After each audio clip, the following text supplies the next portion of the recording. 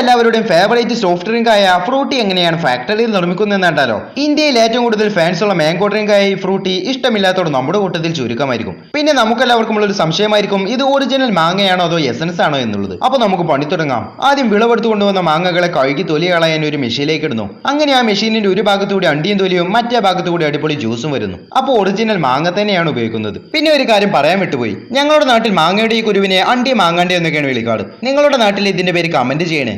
ശേഷം പഞ്ചസാരയിൽ വെള്ളം ചേർത്തൊരുക്കി പഞ്ചസാര ലൈൻ ഉണ്ടാക്കി നമ്മുടെ മാംഗോ പൾപ്പും ചേർത്ത് മിക്സ് ചെയ്യുന്നു. എന്നിട്ട് അതിലേക്ക് കുറഞ്ഞ അളവിൽ സിട്രിക് ആസിഡും ചേർത്ത് ബാക്ടീരിയകളെ നശിപ്പിക്കാനായി ഒന്ന് തിളപ്പിച്ച് തണുപ്പിച്ചെടുത്ത് കുപ്പികളിലാക്കുന്നു. ഇതുപോലത്തെ കുപ്പികളിലും ബോക്സുകളിലും എല്ലാം നമ്മുടെ നാട്ടിൽ ഫ്രൂട്ടി ലഭിക്കാറുണ്ട്. പിന്നെ പോകുന്നതിന് മുമ്പ് ആ ലൈക്ക് ബട്ടൺ നമ്മൾ തേക്കണേ. നമ്മുടെ എല്ലാവരുടെയും ഫേവറേറ്റ് സോഫ്റ്റ് ഡ്രിങ്ക് ആയ ഫ്രൂട്ടി എങ്ങനെയാണ് ഫാക്ടറിയിൽ നിർമ്മിക്കുന്നതെന്ന് കണ്ടാലോ? ഇന്ത്യയിൽ ഏറ്റവും കൂടുതൽ ഫാൻസ് ഉള്ള മാംഗോ ഡ്രിങ്ക് ആയ ഈ ഫ്രൂട്ടി ഇഷ്ടമില്ലാത്തവർ നമ്മുടെ കൂട്ടത്തിൽ ചുരുക്കമായിരിക്കും. പിന്നെ നമുക്കെല്ലാവർക്കും ഉള്ള ഒരു സംശയമായിരിക്കും, ഇത് ഒറിജിനൽ മാങ്ങയാണോ അതോ എസൻസ് ആണോ എന്നുള്ളത്. അപ്പൊ നമുക്ക് പണി തുടങ്ങാം. ആദ്യം വിളവെടുത്തു കൊണ്ടുവന്ന മാങ്ങകളെ കഴുകി തൊലി കളയാൻ ഒരു മെഷീനിലേക്ക് ഇടുന്നു. അങ്ങനെ ആ മെഷീനിന്റെ ഒരു ഭാഗത്തുകൂടി അണ്ടിയും തൊലിയും മറ്റേ ഭാഗത്തുകൂടി അടിപൊളി ജ്യൂസും വരുന്നു. അപ്പോൾ ഒറിജിനൽ മാങ്ങ തന്നെയാണ് ഉപയോഗിക്കുന്നത്. പിന്നെ ഒരു കാര്യം പറയാൻ വിട്ടുപോയി, ഞങ്ങളുടെ നാട്ടിൽ മാങ്ങയുടെ ഈ കുരുവിനെ അണ്ടി മാങ്ങാണ്ടി എന്നൊക്കെയാണ് വിളിക്കാറ്. നിങ്ങളുടെ നാട്ടിൽ ഇതിന്റെ പേര് കമന്റ് ചെയ്യണേ.